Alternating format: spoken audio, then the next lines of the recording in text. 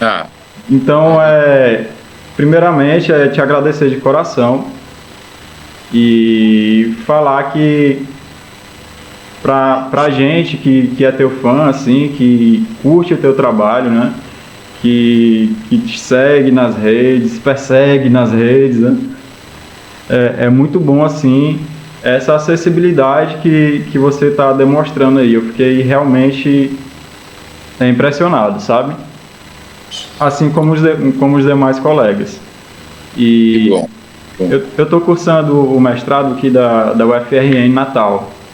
Sim, Eu moro em Calcaia, Ceará, mas o mestrado é em Natal. E o meu orientador, Durval Sazete, ele me passou o teu e-mail. Assim que ele passou, eu fiquei naquela dúvida. Ah, eu falo com esse rapaz, não acredito que ele vai aceitar. Aí eu falei, você topou. eu sempre que é uma coisa ligada à educação ou ligado a estudo acadêmico, eu sempre colaboro, porque eu acho que é importante, né, compartilhar conhecimento, assim. Eu fiz várias dessas entrevistas e para mim é sempre um prazer poder ajudar e compartilhar, né?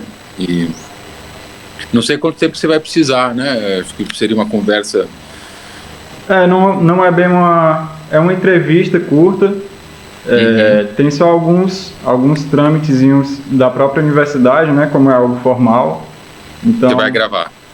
vou pedir autorização para gravar e para ceder os dados para trabalhos acadêmicos e ou redes sociais para divulgar dentro de alguma rede esse trabalho, algum trecho dele, tá? Então eu te Tá peço que bom. tu fale o teu nome completo, a tua idade e se autoriza ou não. Eu sou André Ricardo Memari, tenho 44 anos e autorizo o uso dessa entrevista para as finalidades acadêmicas. Ok. Posso divulgar em redes sociais trechos da entrevista? Permitido? Pode, Ok. pode sim. Se puder me mandar para aprovar, eu prefiro. Tranquilo, tranquilo. Tá? Aham. Mas a parte acadêmica fica livre. Ok, obrigado. Então, se trata de uma entrevista semi-estruturada. Eu tenho um roteiro e que a partir desse roteiro eu posso ir caminhando por outros caminhos, tá? Vamos embora, Vamos lá. manda ver. Como se deu sua formação como pianista arranjador? Como se deu? Eu comecei muito cedo na música, né? Eu já tocava em bailes quando eu tinha 11, 12 anos de idade. Eu comecei estudando órgão eletrônico, que era o instrumento da moda nos anos 1980 e final dos anos 1980, mas já tinha o piano em casa e eu comecei a ter uma prática diária de improvisar horas e horas ao piano, tá? Isso aí por volta dos 12, 13, 14 anos, compunha diariamente também. E eu tinha o hábito de tocar um tema e ficar fazendo variações sobre esse tema. E aí nasceu a minha veia de arranjador, de uma maneira bastante autodidata, né? E já avisando alguns trabalhos. Eu comecei há muito cedo a trabalhar com música, então eu já tinha a ideia de fazer os arranjos e já aplicar em situações práticas, né? Eu tocava em um clube de jazz que existia em Ribeirão Preto, chamava Café com Jazz, e ali eu já tinha a oportunidade de testar esses arranjos. Então, assim, sempre ligado ao improviso, né, que era uma espécie de fagulha e uma espécie de peneira criativa, né, para se procurar ideias, e depois formalizando no arranjo escrito, ou mesmo no arranjo internalizado, porque muitas vezes eu não escrevo os meus arranjos, mas simplesmente deixo sugestões e dicas na partitura. Sim, sim. Tu teve algum tipo de estudo formal? De arranjo especificamente não, nem orquestração. A minha vida como músico, de compositor, ela é toda muito autodidata, né? Toda muito estudando obras de grandes mestres, estudando gravações, tocando com gravação, sempre de uma maneira muito prática. Então eu não tive professores de arranjo, não tive métodos aplicados, né? Eu desenvolvi o meu próprio caminho de arranjador e acho que até por isso eu desenvolvi uma voz muito pessoal da forma como eu arranjo, principalmente para o piano, mas não só, né? Para orquestra, para grupos de câmara também. Rapaz, inclusive eu toquei alguns arranjos teus quando Ivan Lins veio tocar aqui. Ah, é? Muito, muito massa, muito de bom gosto, tá? E fiquei até impressionado agora você não ter feito algo relacionado à orquestração, muito bem distribuído. Foi com cordas, foi com uma orquestra pequena, mas muito bom mesmo.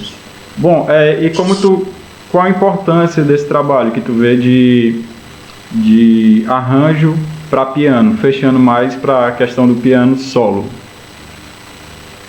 Então, o piano para mim é evidentemente o meu instrumento principal, mas não é o único. Eu sou multi-instrumentista e eu acho que eu acabo incorporando a experiência de outros instrumentos ao piano. Então, quando eu penso no piano, eu penso num piano orquestral, tá? O fato de tocar instrumentos me deixa assim com bastante inspiração que vem de outros lugares que não só o teclado do piano, né? Que já é, obviamente, muito rico, muito cheio de opções e de caminhos, né? E então o que eu diria assim eu acho que a minha visão do piano ela é orquestral e ela é muito mais de um compositor que toca piano do que um pianista compositor, né? O próprio ato de compor uma peça que não seja para piano, eu começo sempre ao piano, começo sempre elaborando ideias, né? Enfim, agregando temas ou ideias, ou mesmo ideias de orquestração. Então, eu diria que a minha visão do piano é um piano que projeta outros sons que não somente sons pianísticos e gestuais pianísticos. É assim que eu vejo a minha forma de ser o pianeiro que eu sou. E como se dá esse processo de elaboração de arranjo para piano solo? Muitas vezes nasce de uma brincadeira ou de um improviso em cima de um tema. Muitas vezes um tema me persegue. Tem temas que eu toco há mais de 30 anos, sei lá, o Louro do Gilberto, Paixão e Fé do Tavinho Moura. Tem músicas que me acompanham e na verdade, ao longo dos anos eu fui mudando o jeito de tocar esses temas e eles foram se sedimentando de maneira a criarem os seus próprios arranjos. Que eu acho que os arranjos muitas vezes para piano são ideias sedimentadas, ideias que passaram na seleção natural da tocada, né? Muitas vezes eu gravo 1, 2, 3, 4, 5 takes e me escuto depois e elejo o que eu acho que funcionou melhor, o que não funcionou eu descarto, e o arranjo vai muitas vezes tomando uma feição de uma maneira muito orgânica e por vezes eu nem escrevo no papel, a não ser assim, algumas harmonizações, algumas ideias, mas a maioria dos meus arranjos de clássicos da MPB, por exemplo, ou todos aqueles que eu fiz dos Beatles, eu não tenho uma única nota escrita, né? E no entanto, sempre que eu toco com aquela concepção, né? O Penny Lane eu faço machixe, o Because eu cito a Sonata Appassionata, a Sonata ao Luar, e isso tudo são ideias que ficaram sedimentadas, ou seja, foram ideias que foram aprovadas por mim ao longo dos anos, né? Então, e elas nada impede de que esses arranjos se transportem e se transformem ao longo dos anos também, né, como é o caso do Louro, do Paixão e Fé, temas que eu toco já há 3 décadas e eles continuam em mutação, eles não estão sedimentados na partitura, né?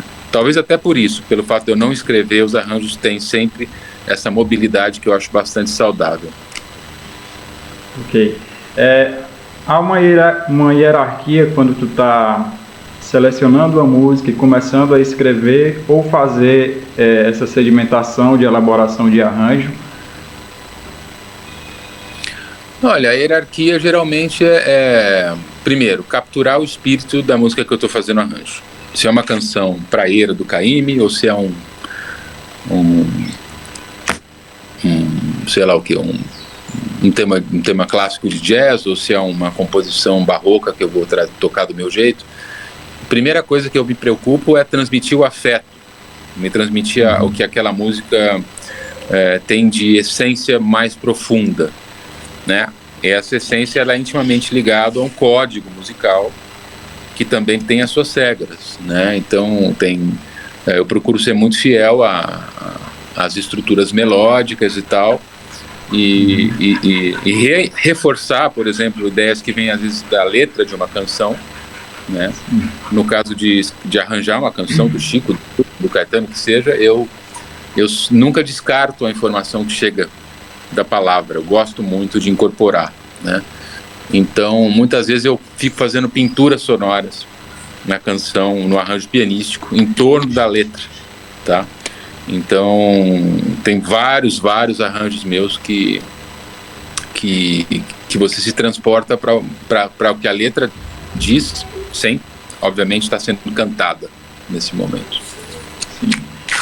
Como que você percebe a importância da técnica do instrumento? No nosso caso aqui a gente está falando do piano, mas eu sei que você é um puta músico em vários instrumentos.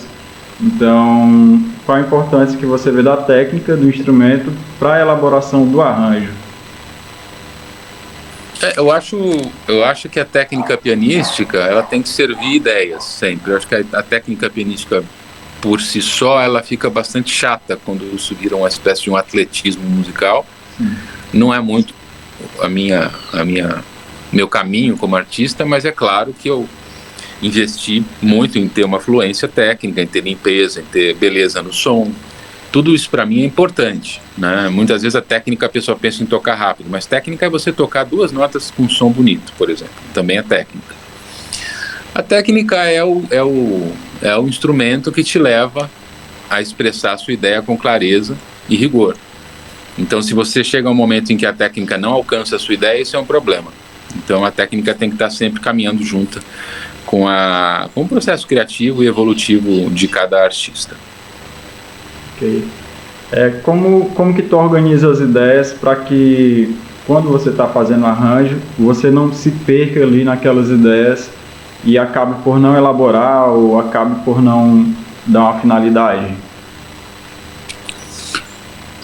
Bom, é um processo que, como eu disse anteriormente, ele pode não se concluir no primeiro momento, ele pode ficar em aberto, ele pode inclusive não se mostrar um caminho que me agrade, e eu posso descartar e começar outro caminho, né? Isso faz parte também do processo criativo, tá?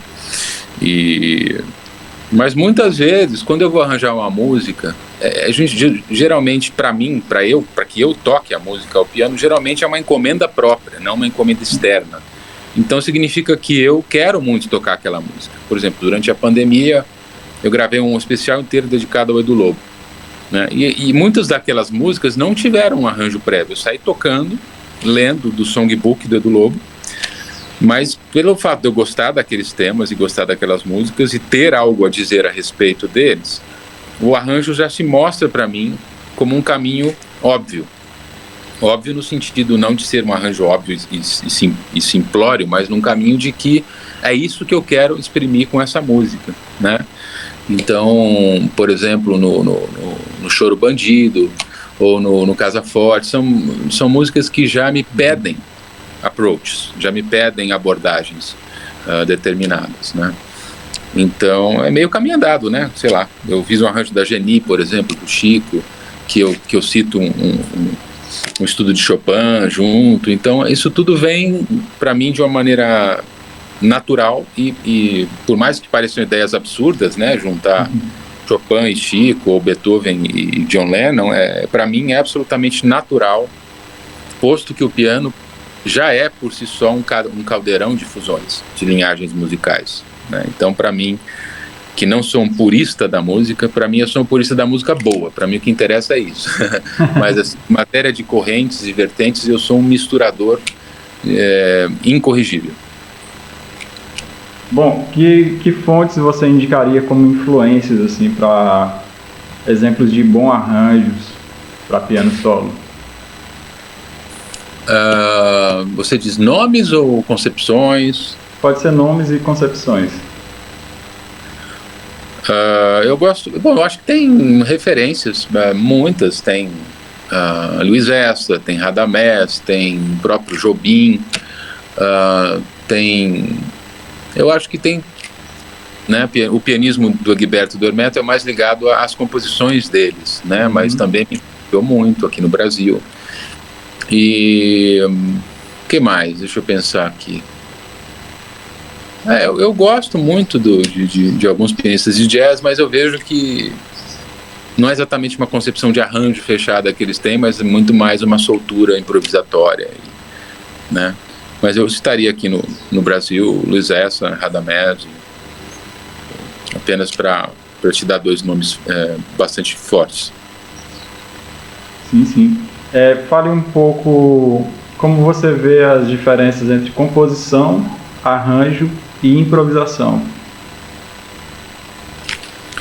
Bom, acho que eu comecei a entrevista falando que para mim elas são ligadas, né? Eu muitas vezes o improviso ele pode ser o seu próprio fim, né? Eu posso como lançar um disco inteiro de improviso, ou ele pode ser um veículo para chegar numa ideia, né? E essa ideia ser sedimentada como uma composição, ou ele pode sedimentar num arranjo. Então eu posso ficar improvisando, sei lá, 1 hora em cima de um tema do Milton e me surgiu uma ideia para que aquilo vire um arranjo sedimentado. Então eu diria que o improviso é uma espécie de preliminar da criação tanto de uma composição quanto de um arranjo.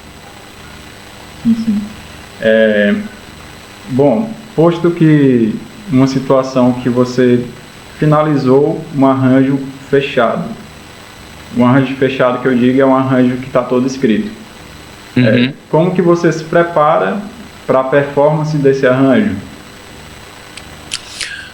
Pois é, no meu caso, muitas vezes eu não sedimento o arranjo numa escrita, porque ele não precisa necessariamente estar formalizado em notação musical. Sim. Ele pode estar formalizado numa gravação, né? Muitas vezes eu gravei um determinado arranjo e de tanto ouvir aquela gravação, aquilo se torna uma prática para mim, ou aquilo se torna um negócio base para eu partir para um outro caminho também. Então, como eu te disse, vários arranjos meus têm uma concepção muito definida, bastante própria de cada música, que longe de ser um real book da vida, né? Mas eu muitas vezes não escrevo. Muitas vezes não escrevo justamente para me manter desperto, né? Porque a escrita musical pode ser muito castradora para a gente que é músicos criativos, que não, né, que estão ali diante de um instrumento tão poderoso quanto o piano, e uma partitura absolutamente fechada e formalizada, ela pode ser uma algema, né? Então, no meu caso, eu gravo, né? Gravo primeiro com os microfones, depois gravo aqui, né? Porque a mão também é um gravador. A mão da gente é um dos melhores gravadores que existe, né? Porque você registra o próprio gesto, né? Coisa que a partitura não tem como registrar. A partitura você distribui notas no tempo, né? E muitas vezes ela não diz tudo.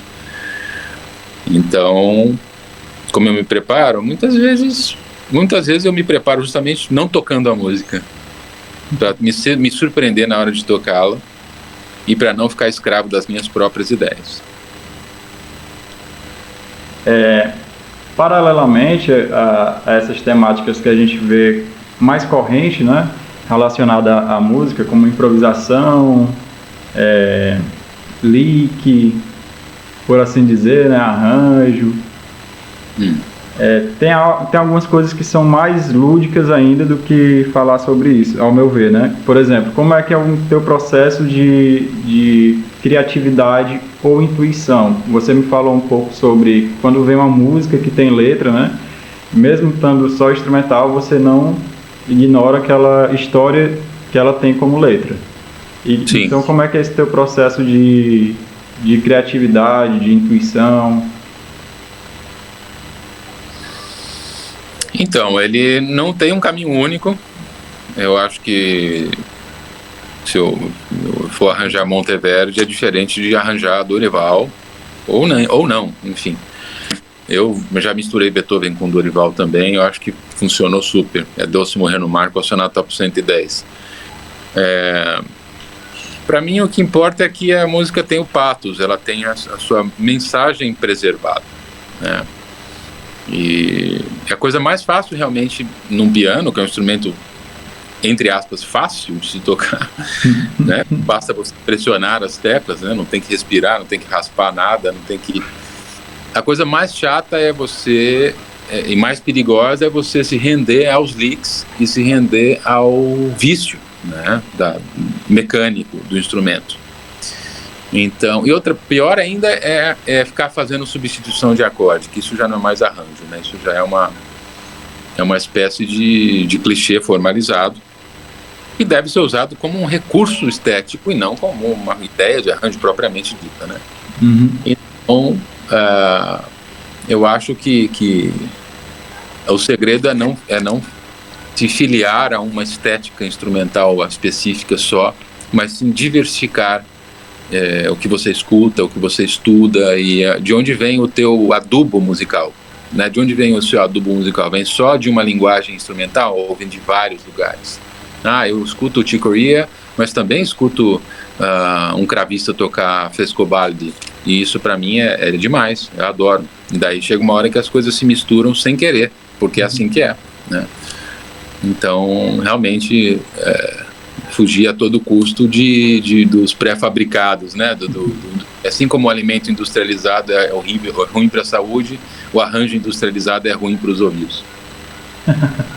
Verdade.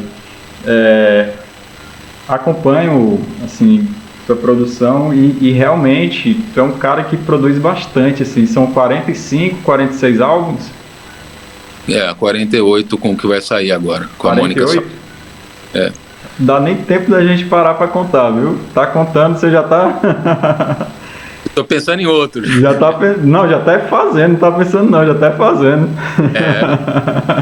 Então, te parabenizar pela tua capacidade, disponibilidade e vontade dessa produção que muito inspira, tá? Uma última pergunta, meio que recordando, né, recobrando algumas coisas do teu trajeto como músico, sobre transcrição. Você teve essa prática de transcrever pianistas, transcrever outros músicos? Como foi essa questão da tua audição de transcrição para o próprio instrumento ou de influência da forma auditiva? Eu não tive essa prática de transcrever nem solos, nem arranjos, nota a nota, aquela coisa. O que eu tive no máximo é transcrever uma melodia e cifra, assim. E na verdade eu tenho ouvido absoluto desde pequenininho, desde os 8 anos de idade, e catalisou muito o meu desenvolvimento. Então eu tinha um hábito de botar um disco na vitrola e ficar tocando junto e absorver aquilo de ouvido mesmo, e muitas vezes não dava nem tempo de escrever. Então a transcrição para mim era muito mais daqui para cá do que daqui para o papel, tá? E eu realmente nunca tive muito hábito eu até ganhei de presente alguns livros, todos os solos do Bill Evans transcritos nota a nota, mas para mim é que a transcrição de solo de jazz é que nem pegar aqueles quadros de borboleta morta, sabe? Que a borboleta fica parada tem a cor, tem a beleza embalsamada, né? Só que não tem a vida. Então eu nunca tive muito apego assim a ler os solos transcritos, porque primeiro que improviso é algo que não se repete. Eu acho que o improviso ele é a arte de estar presente no momento presente. Se você já está vivendo um momento que já foi, já não é mais improviso, né? Da mesma maneira como usar licks não é improvisar, é fazer um concatenamento de sons, não é exatamente um improviso.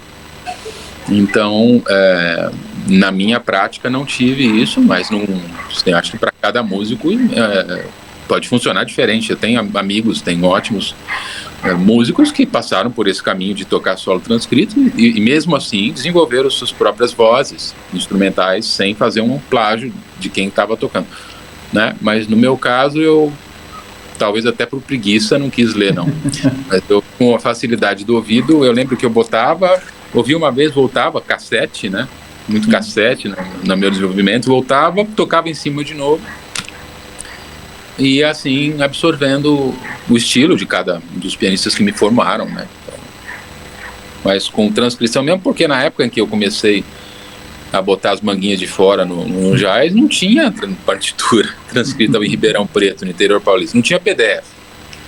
Você tá entendendo? Para eu conseguir um real book, cara, era o xerox do xerox do xerox do xerox do xerox. Não tem essa baba, que essa facilidade que tem hoje tudo na internet. Isso aí é só com um moleque novo. Eu aprendi na marra, com fita cassete, tocando junto, horas e horas improvisando, mas papel, partitura escrita em Ribeirão era pouquíssimo. O acesso era muito difícil. Nossa, cara, eu não sabia que você tem esse lance do ouvido absoluto. Aliás, a minha pesquisa anterior, a minha pesquisa relacionada à licenciatura foi sobre formas de ouvir, né? Uma delas, o ouvido absoluto. Tu acha...